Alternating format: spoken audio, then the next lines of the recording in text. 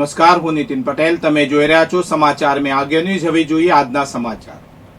મહેસાણા જિલ્લામાં સામાન્ય દિવસ કરતાં વધુ મળીને દિવાળીના દિવસે કુલ 145 કોલ ઇમરજન્સી મેડિકલ સર્વિસને મળ્યા હતા, જ્યારે નૂતન વર્ષના દિવસે કુલ 112 કોલ 108ને મળ્યા હતા, જે સામાન્ય દિવસે 92 કેસ હોય છે. તેમજ ભાઈબીજના દિવસના સામાન્ય દિવસે મળતા માર્ગ અકસ્માતના 5થી વધીને 7 ઇમરજન્સી 108ને મળ્યા હતા. આમ બેસતા વર્ષના દિવસે સામાન્ય દિવસે મળતા રોડ અકસ્માતના 97 કેસથી વધીને 119 કોલ મળ્યા હતા. ભાઈબીજના દિવસે પણ અકસ્માત અન્ય બનાવના ઈજાગ્રસ્તોને હોસ્પિટલ સુધી પહોંચાડવાની અને સારવાર પૂરી પાડવાની કામગીરીના સામાન્ય દિવસોમાં ઇમરજન્સી કોલ 92 મળ્યા હોય છે, જેમાં વધારો નોંધાવવાની સાથે ભાઈબીજના દિવસે ઇમરજન્સીના 96 કોલ મળ્યા હતા, જ્યારે રોડ એક્સિડન્ટના સામાન્ય દિવસના 17 કોલ મળતા હોય છે, જેમાં 52.94% વધારો થઈને કુલ 26 કોલ મળ્યા હતા. તેમજ અન્ય અકસ્માતના સામાન્ય દિવસના 5 કોલમાં 20%ની વૃદ્ધિ સાથે 100 કેસ નોંધાયા હતા. ભારતમાં આજે પણ એવા યુવાનો છે કે રાષ્ટ્ર સેવા માટે સેનામાં જોડાઈ ના શકે તો પણ રાષ્ટ્ર સેવા અને રાષ્ટ્ર જાગૃતિ માટે અનેક યુવાનો પ્રયાસ કરી રહ્યા છે. આવો જ એક 26 વર્ષીય નવયુવાન પોતાના જીવનની કારકિર્દી બનાવવાના સમયમાં એક પંથ એક સંકલ્પ સાથે પ્રકૃતિ એવા પર્યાવરણ અને માતૃભૂમિ માટે સાયકલ યાત્રા ઉપર નીકળી પડ્યો છે. 26 વર્ષીય પર્વતારોહી અને સાયકલિસ્ટ સુબોધે લદ્દાખથી સાયકલ યાત્રા શરૂ કરી છે અને અત્યાર સુધીમાં 9 રાજ્યોમાં 495 દિવસનો સાયકલ પ્રવાસ કરી ગુજરાતમાં પ્રવેશ કર્યો છે. 10 રાજ્યોમાં સાયકલ પ્રવાસ કરી ચૂકેલા સાયકલિસ્ટ કુલ 28 રાજ્યોમાં 950 દિવસ સાયકલ પ્રવાસ કરશે અને સાયકલ પ્રવાસ દરમિયાન 1 લાખ કિલોમીટરનો પ્રવાસ કરશે અને 1 લાખ વૃક્ષોનું વાવેતર કરશે. જ્યારે વર્ષ 2027માં ભારતમાં સાયકલ પ્રવાસ બાદ એવરેસ્ટ શિખર સર કરશે.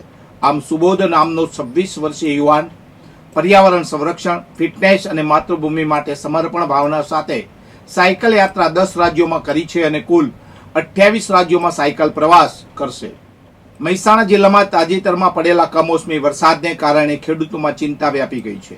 ખેતરોમાં હાલ વિવિધ પાકોની કાપણીનો સમય ચાલી રહ્યો છે, ત્યારે અચાનક વરસાદથી પાકોને મોટું નુકસાન થવાની શક્યતા વ્યક્ત થઈ રહી છે.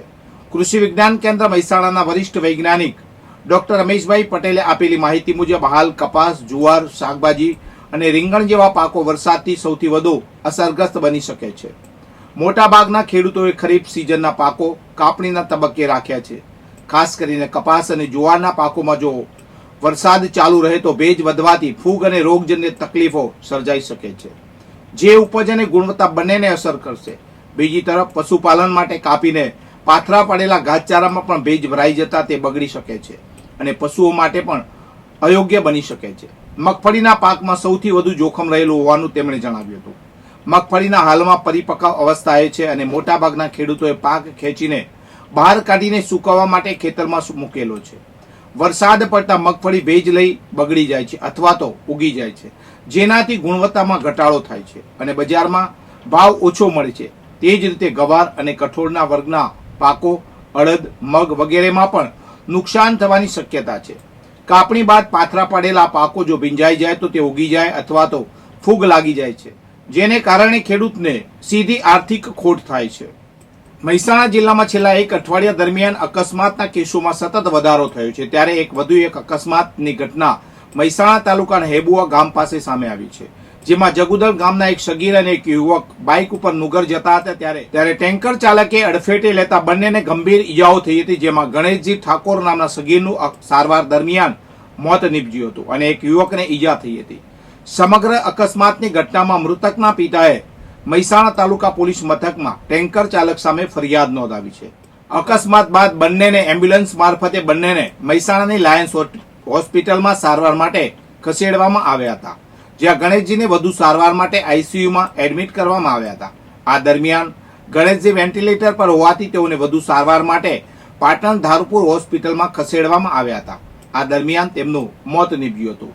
સમગ્ર ઘટના અંગે મૃતકના પિતા તેજમલજી ઠાકોરે મહેસાણા તાલુકા પોલીસ મથકમાં ટેન્કર ચાલક સામે ફરિયાદ નોંધાવી છે. મોડાસાના સાકરિયા ગામ નજીક એક ઇકો કાર પલટી જતા ગમખ્વાર અકસ્માત સર્જાયો હતો. આ ઘટનામાં કારમાં સવાર 4 લોકો અને એક બાઇક સવાર સહિત કુલ 5 વ્યક્તિઓ ઈજાગ્રસ્ત થયા હતા. પ્રાથમિક માહિતી અનુસાર ઇકો કારના ચાલકે સ્ટીરિંગ પરથી કાબુ ગુમાવ્યો હતો, જેના કારણે કાર ફંગોળાઈને એક બાઇક સવારને અડફેટે લીધો હતો અને ત્યારબાદ 100 ફૂટ દૂર ફેંકાઈને પલટાઈ ગઈ હતી. અકસ્માતની જાણ થતાં સાકરિયા ગામના યુવાનો ઘટના સ્થળે દોડી આવ્યા હતા. તેમણે કારના કાચ તોડી અંદર ફસાયેલા ઈજાગ્રસ્તોને બહાર કાઢ્યા હતા. તાત્કાલિક 108 એમ્બ્યુલન્સને જાણ કરવામાં આવતા તમામ ઈજાગ્રસ્તોને સારવાર અર્થે હોસ્પિટલમાં ખસેડવામાં આવ્યા હતા. મળતી માહિતી મુજબ કારમાં સવાર લોકો ઉજ્જૈનથી ઈડરના પાલ્લા તરફ જઈ રહ્યા હતા. વધુ સમાચાર માટે જોતા રહો સમાચાર મેં આગે ન્યૂઝ. નમસ્કાર.